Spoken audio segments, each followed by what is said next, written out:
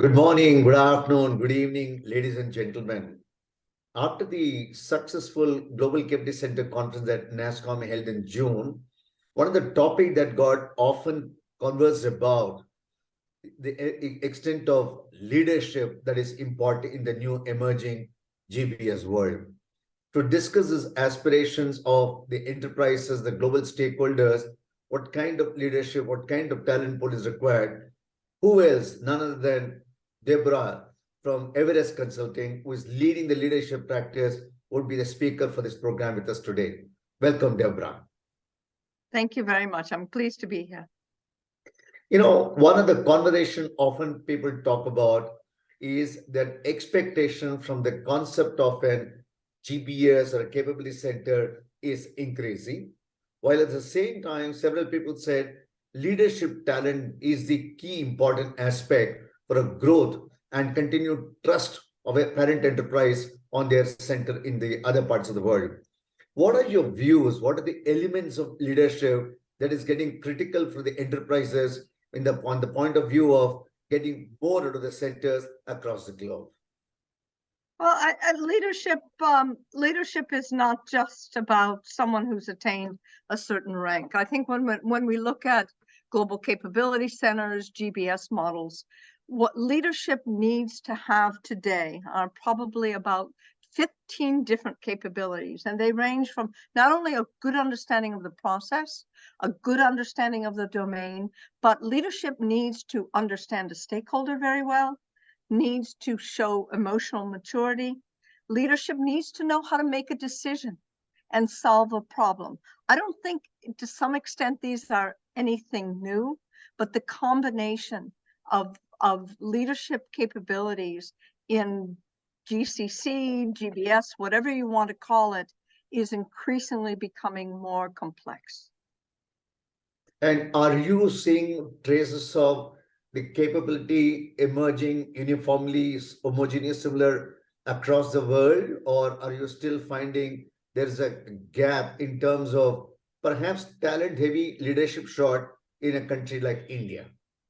Well, I think that when you look at what I would call the knowledge-based capabilities, domain knowledge, digital knowledge, process knowledge, professionals in India have those in spades. If you look at the origins of ITSM in India, that's really where the focus was placed.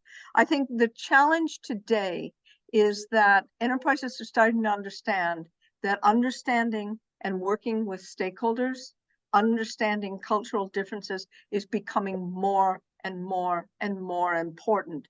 And as such, you often see organizations lean towards attracting their capability, naming their leadership capability, where they see those capabilities in very large supply. And is it corollary wise, is it right to assume wherever the leadership quotient in terms of expectation and reality is good, there is a larger trust and ability to give more work to the GBS centers? Is it a corollary also true? Well, I think where organizations have harnessed the power of Indian capability, they keep going back for more. So to some extent, it's like putting your toe in the water. Once you see what the capabilities are, you are increasingly comfortable with tapping them. I'm not sure trust is exactly the word, but I think it's the experience, understanding what the capabilities are. I hadn't been to India until I was there last month. I hadn't been to India in 5 years. And to be very honest, I was blown away by the increase in capability, especially what I call the knowledge-based capability. But I think the conundrum is that enterprises are now understanding that when you provide a business services backbone, I like that word. I really think what our industry does is provide the backbone for the enterprise. That there are traits that are more amorphous, that aren't exactly, can't be described in a spreadsheet, that really make a difference. And I think the challenge we have, particularly at the leadership levels in these organizations, is that we still think proximity to the stakeholder is important. We still think cultural understanding is important, and we tend to keep appointing leaders who the enterprise thinks have those capabilities. This is a fantastic one. It's a fantastic one. I agree with you. Even the global enterprises today are now dealing with multiple challenges beyond business. The talent is getting distributed, some within the country, within the enterprise, some possibly near shore, many distributed, perhaps part of the capability emerging in particular geography of the world, many parts of the capability coming from countries like India, many things coming in. So your ability to deal with multicultural that you talked about, perhaps in Indian context, multi-religion is also becoming important. So are you saying if a good leader is expected to possess inclusivity, Gen Z's workforce, they're all important characters. Have you seen any places exceptionally well handled leader who can do Gen Z's culture, all ingredients of enterprises in your experience? Well, that's a very tall order. I think you're describing a Superman. I mean, I can't deal with Gen Zs. I'm not even sure I know what they do, but as a baby boomer. But I don't think I think our definition of diversity and inclusion is still relatively narrow. I think we still define it on a gender basis. I don't think we really look at the full aspects of diversity and inclusion, because I don't think we know how to deal with them. I think we're starting to understand how to promote women. We're starting, and to be very honest, it's pretty obvious who's female. Well, maybe not so much anymore, but it's a little bit more obvious. But I don't think we've yet had enough time to process diversity other than gender. Excellent point. Excellent point. No, you're right. You're right. When I see Gen Zs again, several years back, I was with an Netherlands GCC in India and an American GCC in India. Both of them were located one floor to each other. So suddenly there was an exodus of people from American company, the Netherlands company, same salary, everything being same. Why, when they went for root cause analysis, they discovered the American company has stopped allowing utilization of social media during work hours. Whereas the Netherlands company said can use social media, Google, Facebook during work hours. The young boys and girls, for them, that is important. What they stand for is important. I agree with you. But what comes in the way? You must have studied several enterprises. What comes in the way? What does it take to get a seat in the corner table? They will see the parent headquarters. Leadership is one. Anything else you think that is important, which the countries where GPS are located are still being largely considered as an delivery organizations and not an leadership organization? Well, it always surprises me how few people actually actively manage their careers. I mean, good careers don't happen. They are managed, and they are managed aggressively. And what I see is that sometimes people, believe it or not, stay too long in one role. I know we talk about the fluidity of relationships between employee and employer right now, but staying too long in one role doesn't work. Enterprises look for adaptability. The ability, once you master something, they'd like to see you adaptable and manage solve other problems. I think staying too long in one enterprise as well, staying too long in one role, staying too long in one enterprise. I think organizations also look for look into similar organizations that have the same scale. So if you're in a $10 billion U.S. company, to be honest with you, whether it's right or wrong, the may be the same. Going to work for a $15, $20 billion company. That's right. Importantly. I think also staying out of roles for a while isn't good. Companies look for recency. They look for career progression. They want to see you continuously in role. Also, this is not the time to be a generalist. Believe it or not, as much as certain capabilities are broad across all roles, you have to be known for something. You have to be known for solving certain types of problems. And I see folks who say, well, I'm a transformation specialist. Well, what does that mean? But if someone says to me, I really understand this process, I know how to operate it, I know how to transform it, it's a very different dialogue.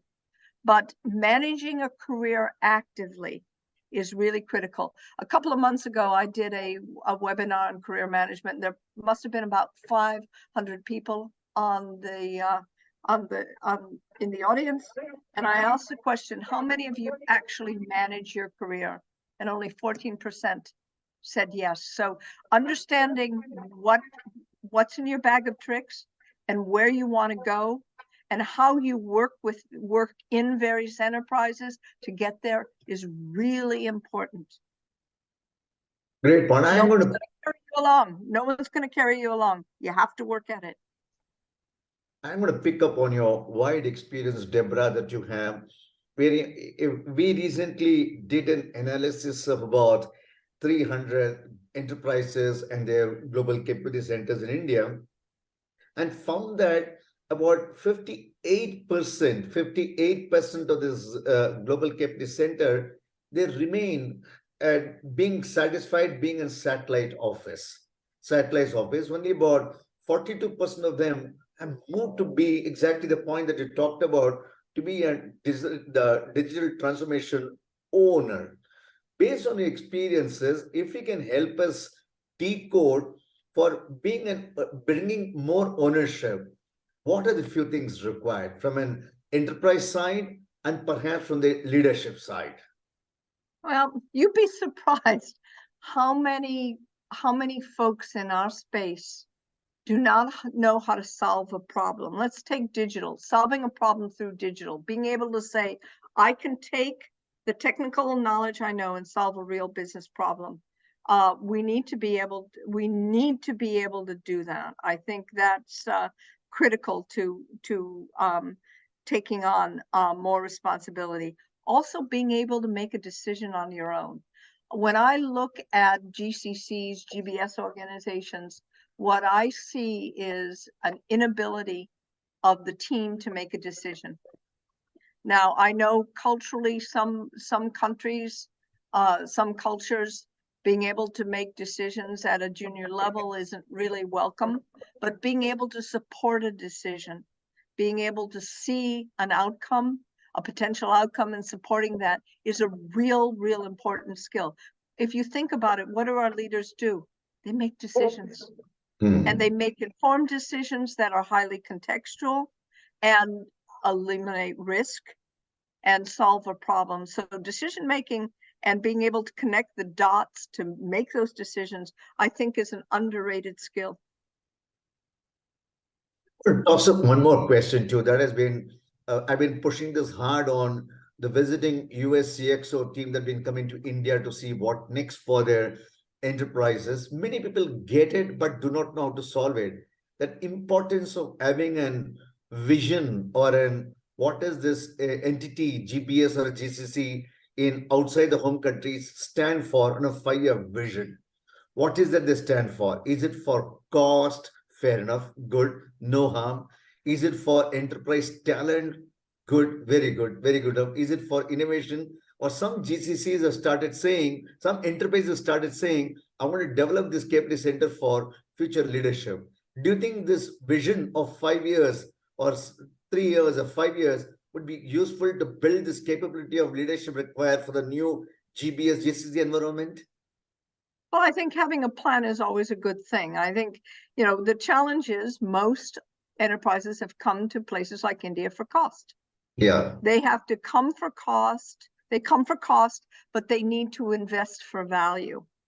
And I think it's incumbent upon not only the enterprise, but also the folks in hubs in India to show where value can be created. I think sometimes we think headquarters has all the answers. They don't have all the answers. That, waiting for headquarters to make a decision to invest in creating more value doesn't work. the hubs in India have to show how value is created. We still, following up on this point, we still don't think, we still have a bias that value is created near headquarters, which is completely ridiculous. And COVID should have showed us that that is not necessarily the truth. But we don't change easily. I think COVID was a great boon to the globalization of talent, but the challenge is to continuously show what that value is, because the value from COVID, being able to work almost anywhere, being able to have business resiliency, people have forgotten that. They want to see new value. Excellent point. Excellent point. The ability of leaders from here to shape the value for the enterprises. We think they know. Perhaps our opportunity and ability to shape the value, there's a gap which is looking at it. And That's right. yeah, added to this point, very interesting point, Deborah. I love it. I love it because this is a point we've been harping on. But the good news is, in countries like Philippines and India, we are in what we call the third generation of GCCs.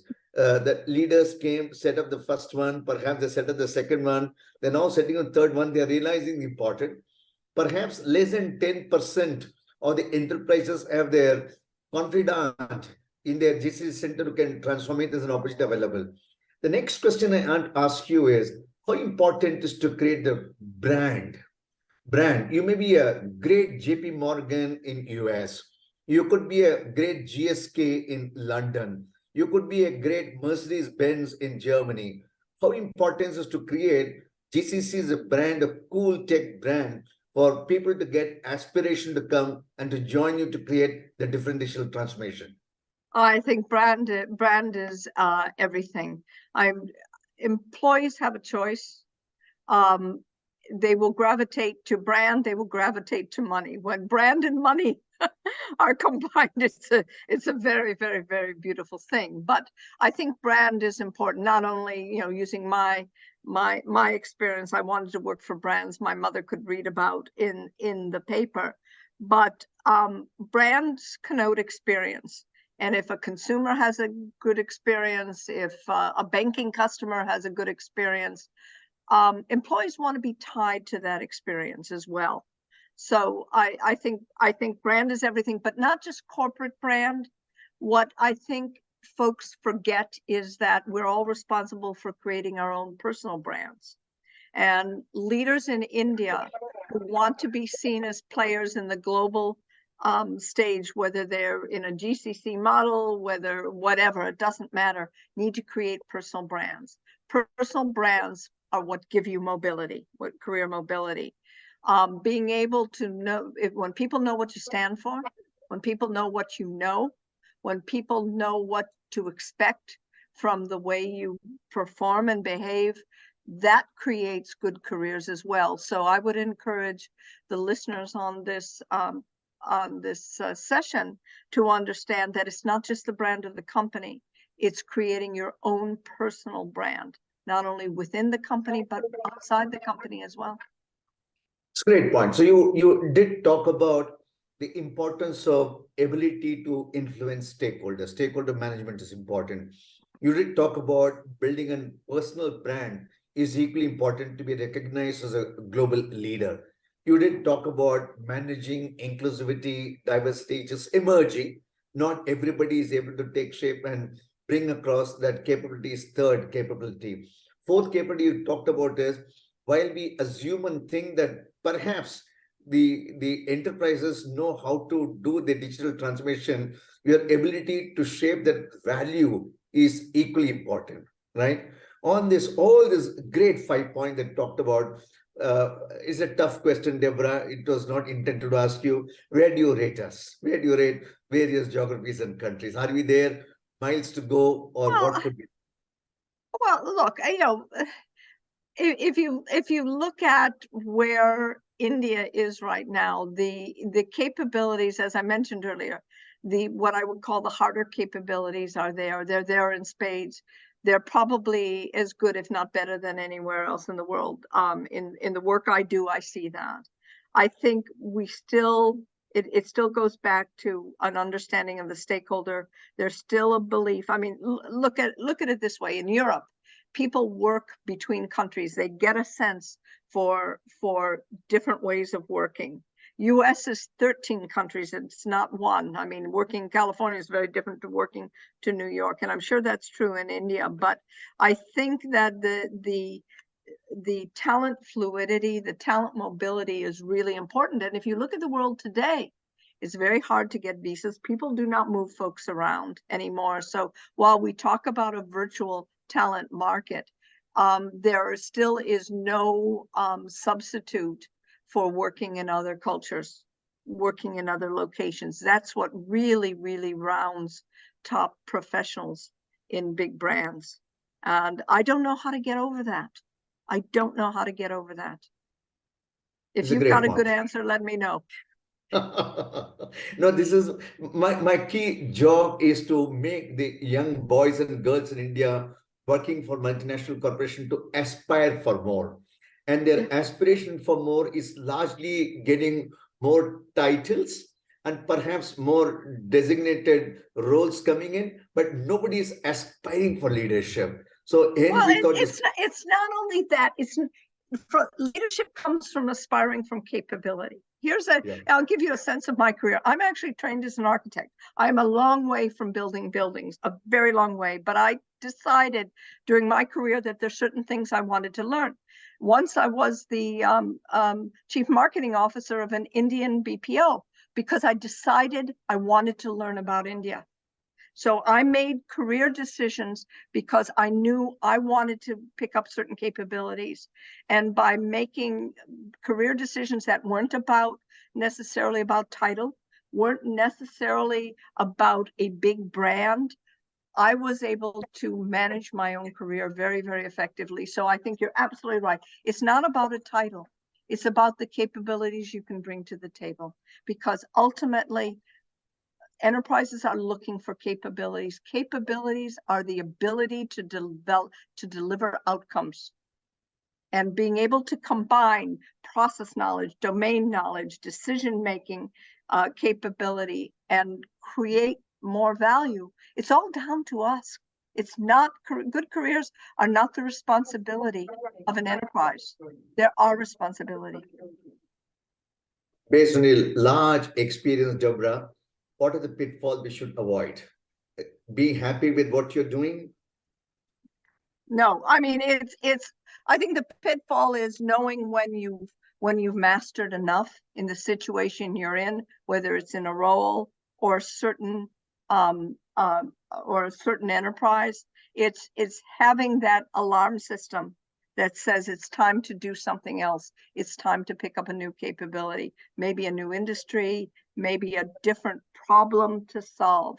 I think that's pretty important. But you make a very good point. You make a very good point about titles. Titles, if you look at companies, titles vary company. Titles matter as somewhat as a benchmark, but ultimately it's capabilities that become important. And you're entirely saleable, you're entirely employable. You create value when you attain certain capabilities. I think that's probably what the folks listening to this session really need to think about. Your comment about titles and obsession with titles is not a good thing. Not a good thing. That's one pitfall to avoid. That's a great point to conclude with. Oh, also look for roles that have global salience. What's the implication of the work that you're doing beyond just your GCC? Where does it change the value of the enterprise? Looking for roles with global salience are very important. Fantastic. Deborah, so fascinating to talk to you. So fascinating to talk to you. Not only the audience, even I have picked up many threads of line of thinking that you clearly articulated, which I'm sure our audience will together find it very useful as they navigate through another phase of successful career. We may be the boomers type in our career, but we have enough of knowledge to share. Others don't, at least shape up some parts of our journey. Thank you so much for your time. And thank you, ladies and gentlemen. That was Deborah from Everest, giving her perspective what does it take to be a good, successful, effective leader? Thank you so much. Thank you.